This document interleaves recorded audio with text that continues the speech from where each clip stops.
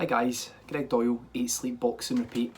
Fight I want to talk to you guys about just now is the IBF Intercontinental flyweight title fight that is happening this Friday between Paddy Barnes, who is 6-2, and Jay Harris, who is 16-0.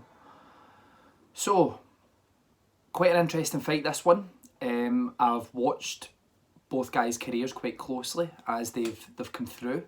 As we know, Paddy, he doesn't really need any introduction, does he? He's been a long time outstanding Irish amateur star. He's got the bronze in the Olympics, etc. And perhaps waited a little bit too long to turn over into the professional ranks, but he's here now.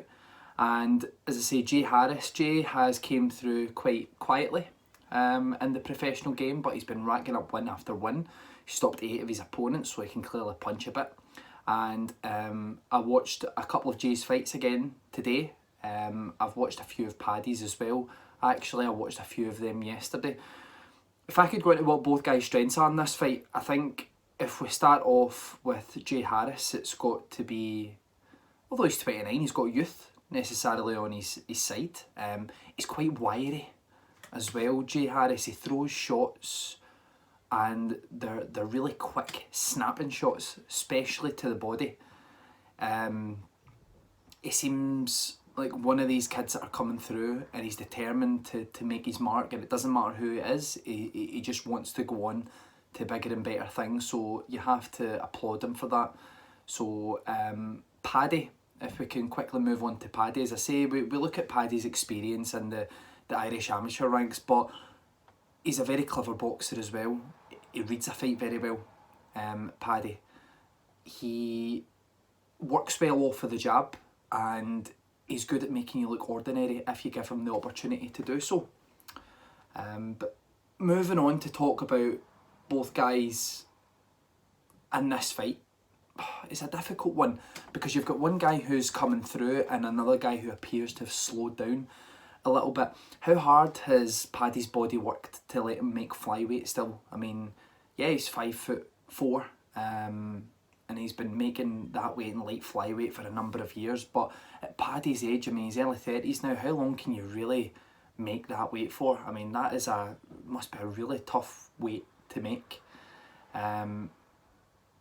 But it's one of those things, he's experienced enough, he's been round the game for a number of years now, Paddy, so I'm sure he's got it down to a T, and I've seen both guys through the week and they both look healthy, so I don't think there's any struggles to make weight, but what I do think is that maybe Paddy has to work quite hard to still make the weight at flyweight. But on to prediction time, and it's a tough one because, as I say, you've got the old fox in Paddy Barnes, who's been there, seen it, done it all, perhaps turned over too late into the pro ranks, but he's still clearly a very, very smart boxer.